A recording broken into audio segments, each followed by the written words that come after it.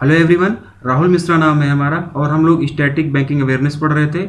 Static banking awareness से related MCQs हम लोग डिस्कस कर रहे थे। एक क्लास ऑलरेडी इसकी हो चुकी है और आज ये दूसरी क्लास है। अगर आप लोगों ने पहली क्लास नहीं देखी है और आप लोग देखना चाहते हैं तो जाकर आप लोग उस क्लास को देख सकते हैं। और यहाँ पर हम लोग जो भी स्टैटिक बैंकिंग अवेयरनेस पढ़ रहे हैं ये बैंक एग्जाम के लिए बहुत ज़्यादा महत्वपूर्ण है। और अभी आरआरबी का एग्ज़ाम लगा हुआ है, बहुत ज़्यादा टाइम है नहीं, इसलिए हम लोगों ने थ्योरी को अवॉइड कर दिया। थ्योरी अवॉइड करने के साथ साथ हम लोग जो उस थ्योरी से रिलेटेड इंपॉर्टेंट एमसीक्यूज होंगे एग्जाम पॉइंट ऑफ व्यू से, उसको हम लोग यहाँ पर डिस्कस कर रहे हैं। और कोशिश करेंगे कि एग्जाम से पहले आप लोगों को सारी की सारी स्टैटिक बैंकिंग अवेयरनेस आप लोगों को करा दी जाए। जितने भी इंपॉर्टेंट मैक्सिमम पॉसिबल क्वेश्चंस बन सकते हैं वो सब कुछ आप लोगों को करा दिया जाए, ठीक है ना। और मंथली बैंकिंग अवेयरनेस आप लोगों को कराई जा रही है चैनल पर ही, उसकी भी प्लेलिस्ट बनी हुई है, आप लोग देखना चाहें तो जाकर उसको देख सकते हैं। फिलहाल आज हम लोग दूसरी क्लास करेंगे। आज हम लोग दूसरी क्लास पढ़ रहे हैं स्टैटिक बैंकिंग अवेयरनेस की। बात को बहुत ज़्यादा लंबा नहीं खींचेंगे, सीधे क्वेश्चन से डिस्कस करेंगे। पहला क्वेश्चन आज हमारी स्क्रीन पर है और क्या बोला गया है इसमें बोला गया है name the interest rate at which reserve bank provides overnight liquidity to bank. Hindi में इसका मतलब हो जाएगा उस ब्याज दर का नाम बताइए जिस पर रिजर्व बैंक बैंकों को ओवरनाइट लिक्विडिटी प्रदान करता है। इसका हिंदी में मतलब हुआ। और इसका जो आंसर होगा repo rate, option number C. Option number C repo rate इसका आंसर हो जाएगा। अभी 6 अगस्त को मॉनेटरी पॉलिसी कमेटी की मीटिंग हुई थी। मॉनेटरी पॉलिसी कमेटी जिसको कि हम लोग एमपीसी बोलते हैं, अभी 6 अगस्त को एमपीसी की मीटिंग हुई थी जिसमें रेपो रेट चेंज ना करने का अनाउंसमेंट किया गया, ठीक है ना। उसको ना चेंज करने का अनाउंसमेंट किया गया और इसका जो आंसर होगा रेपो रेट हो जाएगा। और करंट में रेपो रेट क्या है आप लोग कमेंट कर बताइए। अभी करंट में रेपो रेट क्या चल रहा है, चलिए मैं बता दे रहा हूँ। 4% है करंट में repo rate. Reverse repo rate current में क्या है ये आप लोगों को कमेंट कर बताना है। रिवर्स रेपो रेट करंट में क्या है ये आप लोगों को कमेंट कर बताना है। चलिए नेक्स्ट देखते हैं। The central board of directors of the reserve banks are appointed by the. Reserve bank के केंद्रीय निर्देशक मंडल को किसके द्वारा नियुक्त किया जाता है, ठीक है ना। किसके द्वारा नियुक्त किया जाता है इस क्वेश्चन में पूछा गया। इसका हिंदी में मतलब होगा और इसका जो आंसर हो जाएगा central government, option number B. Option number B central government इसका आंसर हो जाएगा। RBI act 1934। आरबीआई एक्ट 1934 के प्रोविज़न के अंडर आरबीआई के सेंट्रल बोर्ड ऑफ डायरेक्टर्स का अपॉइंटमेंट सेंट्रल गवर्नमेंट के द्वारा किया जाता है और इसका जो आंसर होगा सेंट्रल गवर्नमेंट होगा, ठीक है। आरबीआई एक्ट 1934 के तहत ये सारी चीज़ें की जाती हैं। नेक्स्ट क्वेश्चन की तरफ बढ़ेंगे। Full form of the BSBDA is. BSBDA का पूर्ण रूप क्या होगा। ऑप्शंस आप लोगों के सामने है, ठीक है। और इसका जो आंसर होगा इसका आंसर हो जाएगा ऑप्शन नंबर ए। इसका आंसर होगा ऑप्शन नंबर ए, basic saving bank deposit account. फिर से सुनिए, basic saving bank deposit account, option number ए इसका आंसर हो जाएगा। और अब बीएसबीडीए अकाउंट के बारे में थोड़ा सा जानते हैं, थोड़ा सा क्वेश्चन को एक्सटेंड करेंगे। आरबीआई ने 2012 में, कब 2012 में आरबीआई ने 2012 में बीएसबीडीए को इंट्रोड्यूस किया था और इसके साथ ही आरबीआई द्वारा 2005 में जारी किए गए सर्कुलर के अनुसार ओपन किए गए नो फ्रिल अकाउंट्स को बीएसबीडीए अकाउंट में कन्वर्ट कर दिया गया था। फिर से सुनो, फिर से समझो आप लोग इसको। बीएसबीडीए की बात हो रही है तो आरबीआई ने बीएसबीडीए को 2012 में लॉन्च किया था, इंट्रोड्यूस किया था। और इसके साथ साथ आरबीआई ने 2005 में भी एक सर्कुलर निकाला था, उसके तहत जो भी नो फ्रिल अकाउंट खोले गए थे, 2005 में एक सर्कुलर निकाला था, उसके तहत में जो भी नो फ्रिल अकाउंट खोले गए थे, ठीक ना, उनको जो है बीएसबीडीए अकाउंट में कन्वर्ट कर दिया गया था। और नए अकाउंट भी अब जो है बीएसबीडीए के अंदर ही खोले जाने का अनाउंसमेंट कर दिया गया था 2012 में, ठीक है ना। नो फ्रिल अकाउंट क्या होता है आप लोग कमेंट कर बताइए, क्या होता है नो फ्रिल अकाउंट में, ठीक, आप लोग बताइए। और इसका जो आंसर हो जाएगा, इसका आंसर हो जाएगा basic saving bank deposit account.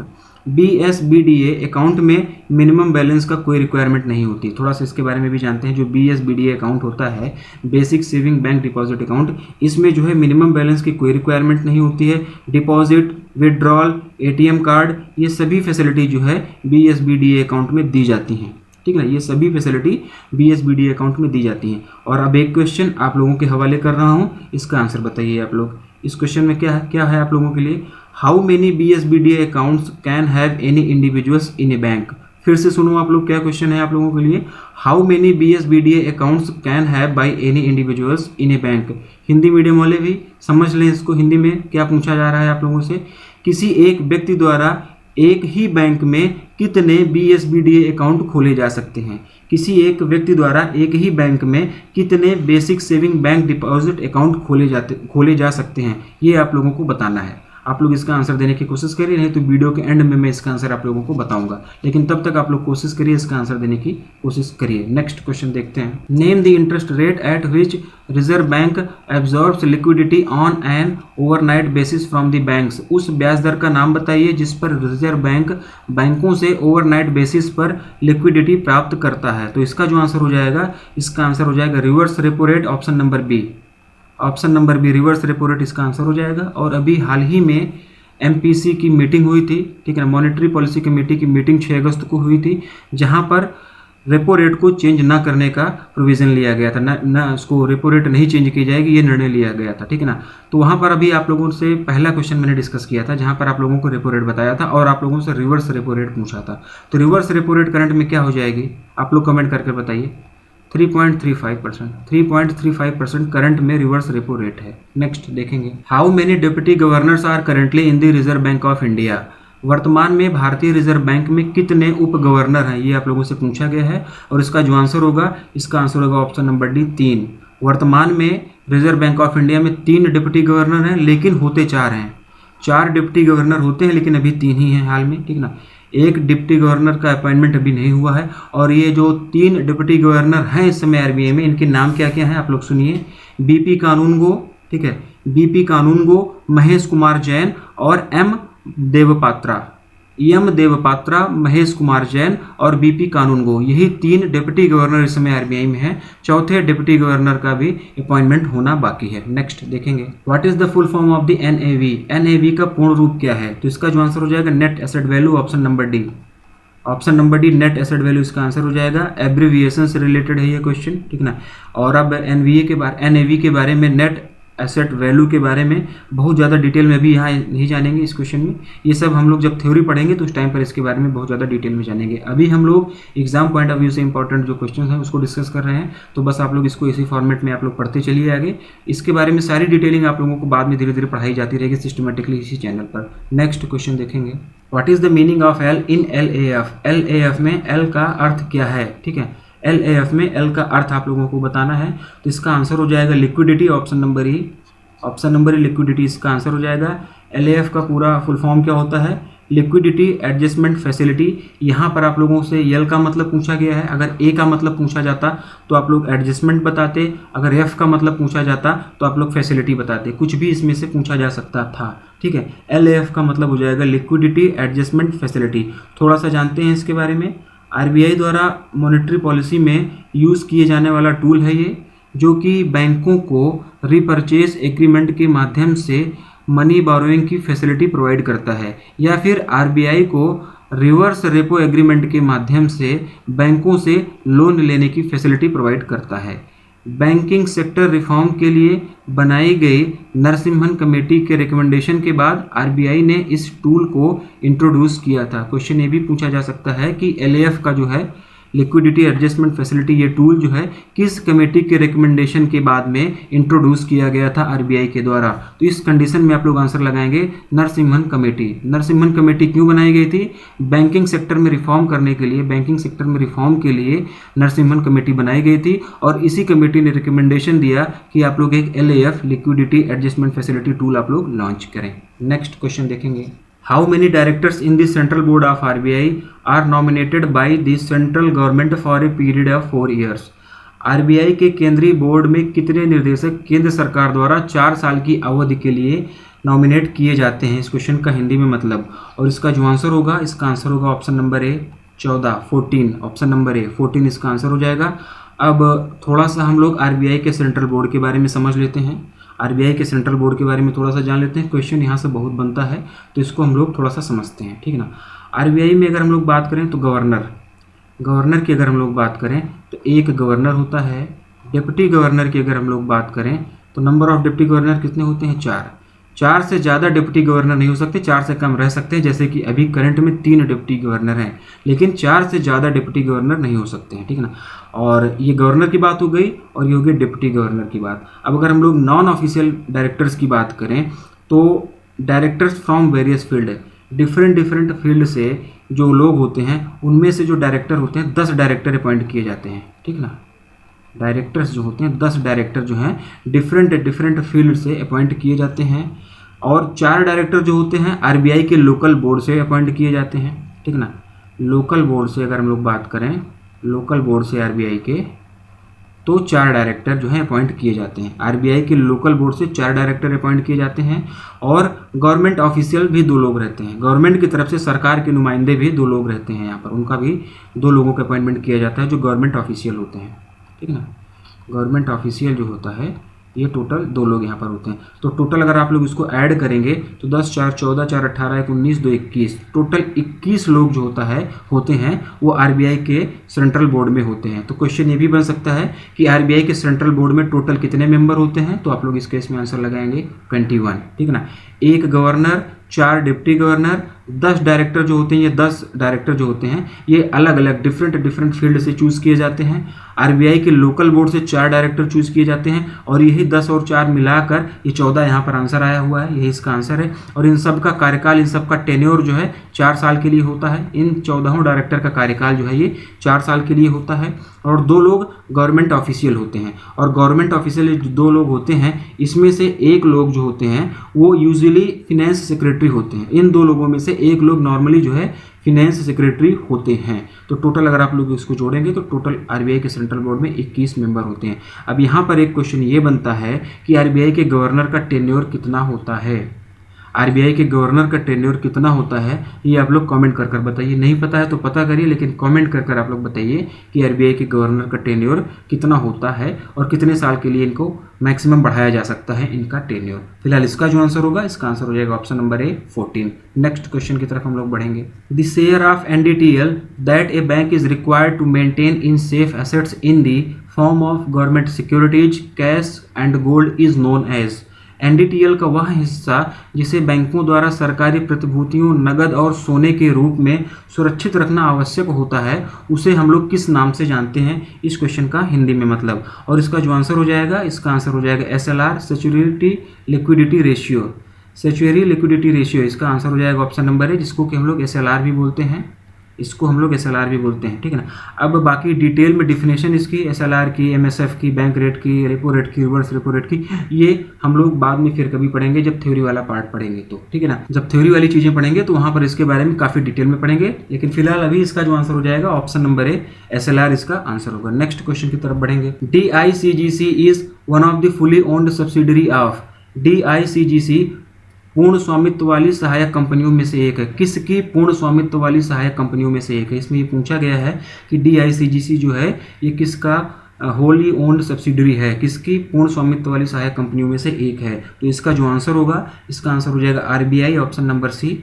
Option number C इसका आंसर हो जाएगा आरबीआई। और यहाँ पर बात हुई है DICGC की, तो ठीक है, इसका फुल फॉर्म क्या हो जाएगा, तो इसका फुल फॉर्म हो जाएगा deposit insurance and credit guarantee corporation of India. फिर से सुनिए आप लोग, deposit insurance and credit guarantee corporation of India. बाकी DICGC के बारे में डिटेल में किसी दूसरे वीडियो में पढ़ेंगे। अभी यहाँ पर बस इतना ही जानना जरूरी है, ठीक है। बस अभी इतना ही जानते हैं कि ये आरबीआई की होली ओन्ड सब्सिडरी है। और आरबीआई की और कौन कौन सी सब्सिडरीज हैं, अगर आप लोगों को कोई नाम याद आ रहा है तो आप लोग कमेंट कर बताओ कि आरबीआई की और कौन कौन सी सब्सिडरीज हैं। नेक्स्ट देखेंगे। Bank of India was the third Indian owned bank setup in 1906 in which city. Bank of India 1906 में किस शहर में स्थापित भारतीय स्वामित्व वाला तीसरा बैंक था। ऑप्शंस आप लोगों के सामने हैं। तो सबसे पहले तो एक इन्फॉर्मेशन हम लोगों को क्वेश्चन से ही मिल रही है कि बैंक ऑफ इंडिया का इस्टेब्लिशमेंट कब हुआ था, तो 1906 में हुआ था। 1906 में बैंक ऑफ इंडिया का इस्टेब्लिशमेंट हुआ था। और कहाँ पर, कौन से शहर में इसका इस्टेब्लिशमेंट हुआ था, ये इसमें पूछा गया है। तो इसका जो आंसर हो जाएगा, इसका आंसर हो जाएगा option number D Mumbai. Option number D Mumbai इसका आंसर हो जाएगा। 1906 में मुंबई में बैंक ऑफ इंडिया का इस्टेब्लिशमेंट हुआ था, इसकी स्थापना हुई थी। और पहले 2 इंडियन ओन्ड बैंक कौन कौन से हैं, ये तो है ना, इसमें क्या बोला गया कि bank of India was the third Indian owned bank, ठीक ना, ये तो थर्ड है। तो बाकी फर्स्ट और सेकंड इंडियन ओन्ड बैंक कौन कौन से हैं और ये कब कब स्थापित किए गए, कहाँ कहाँ पर ये स्थापित किए गए, कहाँ कहाँ पर इनका एस्टेब्लिशमेंट हुआ, ये आप लोगों को कमेंट कर बताना है। और अगर आप लोगों को इसका आंसर नहीं पता तो पहला वीडियो देखिए, पहले वीडियो में हमने इसके बारे में काफ़ी डिटेल में बताया है, लेकिन फिर भी आप लोगों को ये पता होना चाहिए। नेक्स्ट देखेंगे। What is the full form of BRBNMPL, BRBNMPL का पूर्ण रूप क्या है, फुल फॉर्म क्या है इसका, इसमें पूछा गया है। और इसका जो आंसर हो जाएगा, इसका आंसर हो जाएगा ऑप्शन नंबर ए, भारतीय रिजर्व बैंक नोट मुद्रण प्राइवेट लिमिटेड।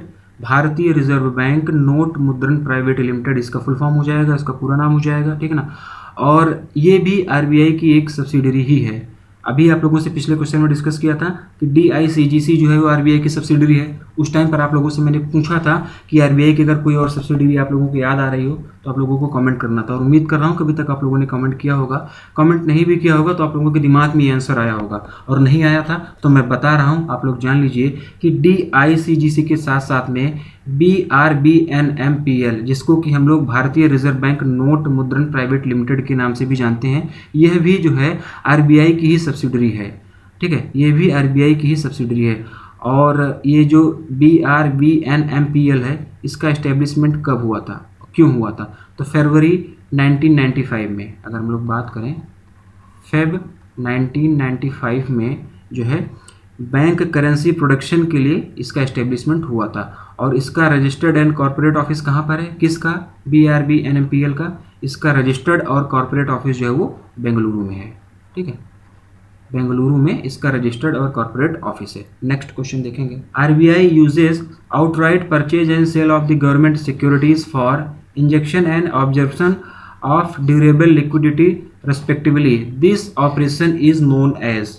आरबीआई टिकाऊ तरलता के प्रवाह और अवशोषण के लिए सरकारी प्रतिभूतियों की क्रमशः खरीद और बिक्री का उपयोग करता है। इस ऑपरेशन को किस रूप में जाना जाता है, इस क्वेश्चन का हिंदी में मतलब। तो इसका जो आंसर हो जाएगा, इसका आंसर हो जाएगा open market operation, option number C, जिसको कि हम लोग OMO के नाम से भी जानते हैं।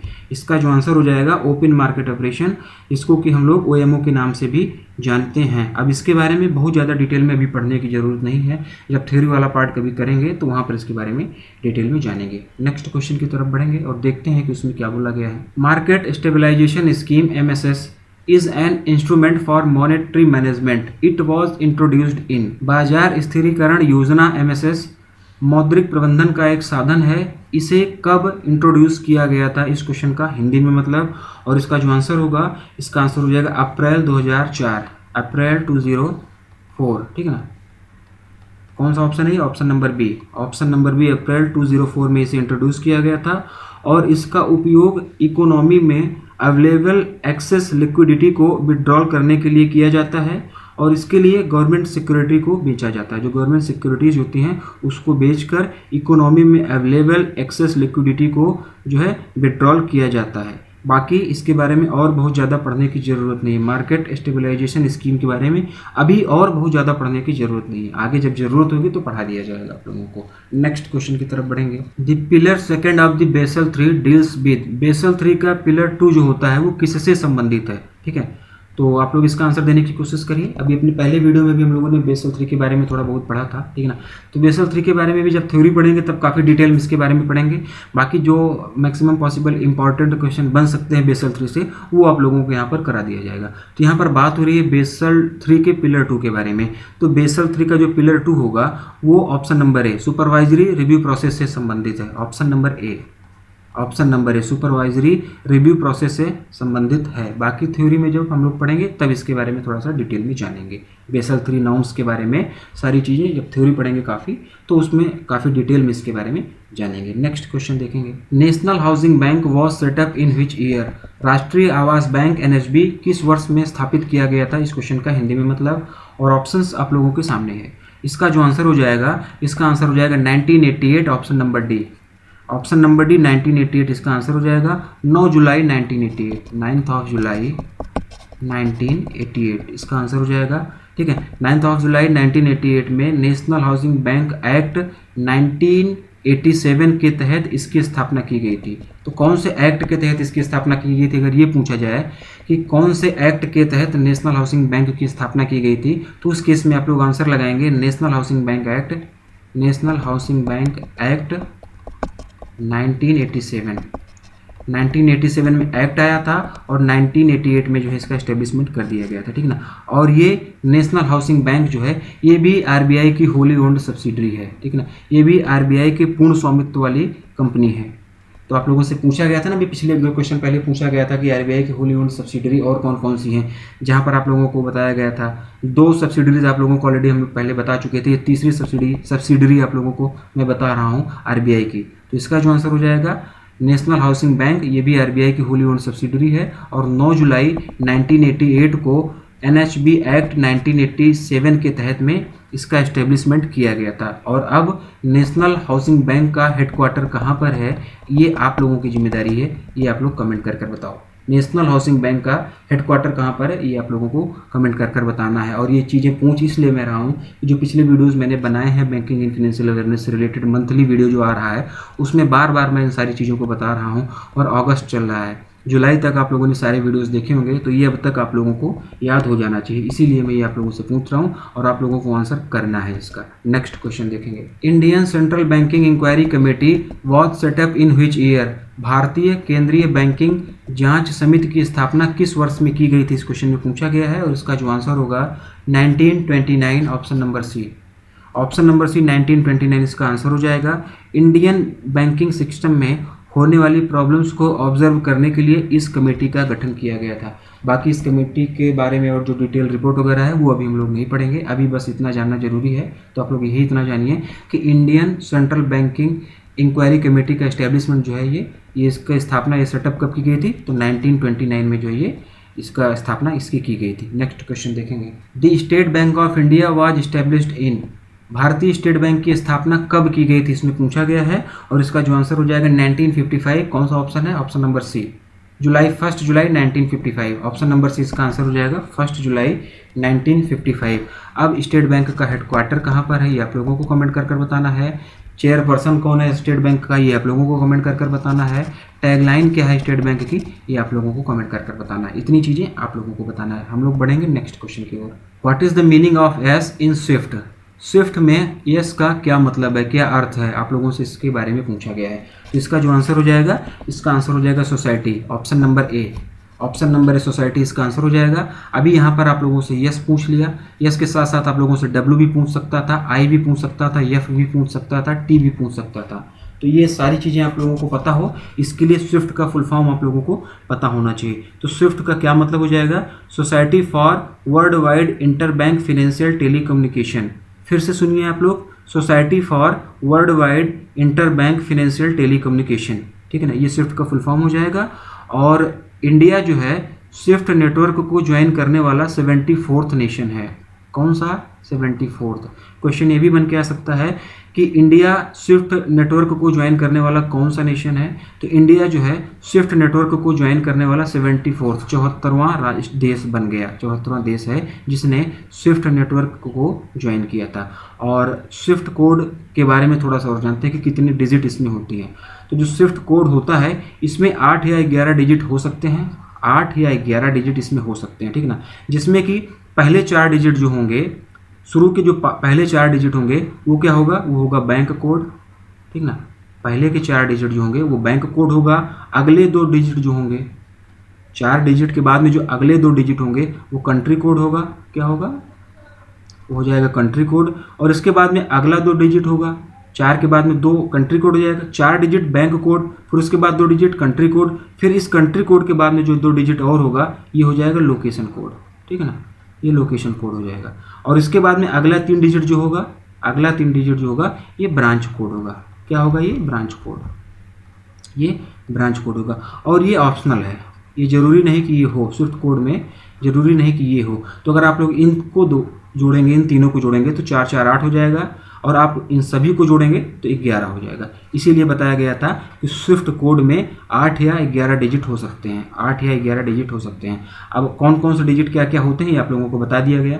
पहले 4 डिजिट बैंक कोड, उसके बाद के 2 डिजिट कंट्री कोड, उसके बाद के 2 डिजिट लोकेशन कोड, उसके बाद के 3 डिजिट ब्रांच कोड हो सकते हैं। लेकिन ये ब्रांच कोड वाला जो है ये ऑप्शनल है, जरूरी नहीं कि ये हो। नेक्स्ट क्वेश्चन देखेंगे, RBI manages the foreign exchange under the act of, RBI किस अधिनियम के तहत विदेशी मुद्रा का प्रबंधन करता है, इस क्वेश्चन का हिंदी में मतलब। और इसका जो आंसर हो जाएगा FEMA act 1999, option number D. कौन सा है, ऑप्शन नंबर डी, 99 ये है ना, हाँ, ऑप्शन नंबर डी इसका आंसर हो जाएगा। फॉरेन एक्सचेंज मैनेजमेंट एक्ट 1999 इसका आंसर हो जाएगा। नेक्स्ट देखेंगे, which of the following is not a function of RBI.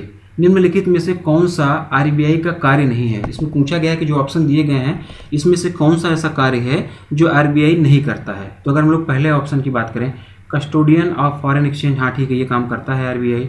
Bankers bank होता ही है, ये सभी बैंकों का बैंक होता है आरबीआई, तो ये भी काम करता है।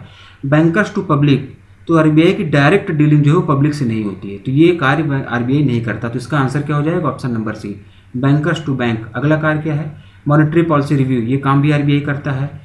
मनी मार्केट रेगुलेटर, ये काम भी आरबीआई के द्वारा ही किया जाता है। तो इसमें पूछा क्या गया है कि आरबीआई कौन सा कार्य नहीं करता है, तो इसका जो आंसर हो जाएगा ऑप्शन नंबर सी, इसका आंसर हो जाएगा बैंकर टू दी पब्लिक। ये पब्लिक का बैंक नहीं है, ये बैंकर्स का बैंक है, ठीक है। आरबीआई डायरेक्टली पब्लिक से डील नहीं करता है, ठीक। तो आरबीआई जो है मनी मार्केट रेगुलेटर भी है। तो यहाँ पर एक क्वेश्चन ये भी बनता है कि कैपिटल मार्केट रेगुलेटर कौन है।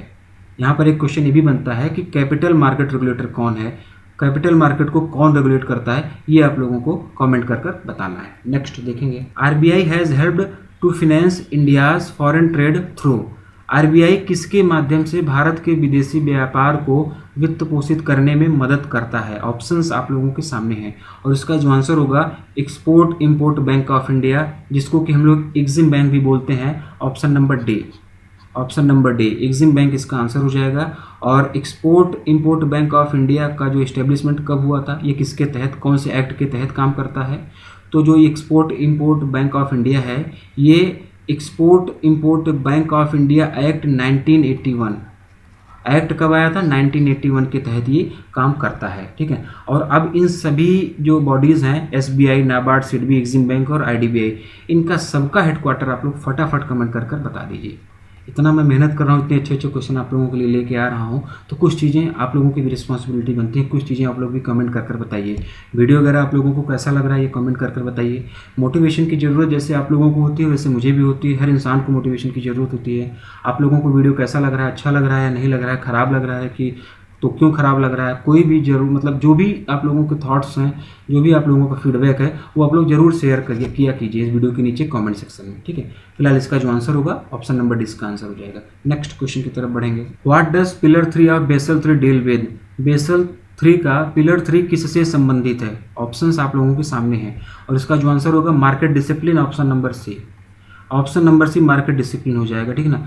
बेसल 3 में 3 पिलर होते हैं, अपने पहले वीडियो में मैंने बताया था, और अभी हम लोगों ने तीनों पिलर के बारे में जान लिया। इस क्वेश्चन के साथ साथ हम लोगों ने जान लिया कि बेसल 3 के तीनों पिलर कौन कौन से फील्ड से डील करते हैं, कौन कौन से फील्ड में डील करते हैं, ठीक है। और बाकी डिटेल में हम लोग जब इसके बारे में एक प्रॉपर डिटेल्ड वीडियो बनाया जाएगा तब जानेंगे। अभी इंपॉर्टेंट क्वेश्चन हम लोग यहाँ पर डिस्कस करते हुए चल रहे हैं और इसका जो आंसर होगा, इसका आंसर हो जाएगा market discipline, option number C. Next question की तरफ बढ़ेंगे, which facility is provided by RBI to bank for an inter bank fund transfer. RBI द्वारा बैंकों को इंटर बैंक फंड ट्रांसफ़र के लिए कौन सी सुविधा प्रदान की जाती है। ऑप्शंस आप लोगों के सामने हैं और इसका जो आंसर होगा RTGS, option number C RTGS, real time gross settlement इसका पूरा नाम होता है, ऑप्शन नंबर सी आरटीजीएस हो जाएगा।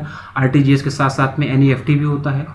एनईएफटी का फुल फॉर्म क्या होता है आप लोग कमेंट कर बताइए। और यहाँ पर एक क्वेश्चन आप लोगों के लिए मैं छोड़ रहा हूँ, आप लोग बताइए इसका कि क्या आरटीजीएस की कोई मैक्सिमम और मिनिमम लिमिट होती है, और अगर कोई मैक्सिमम लिमिट होती है तो मैक्सिमम और मिनिमम लिमिट क्या होती है, ये आप लोगों को कमेंट कर बताना है। और इसका जो आंसर होगा ऑप्शन नंबर सी आरटीजीएस।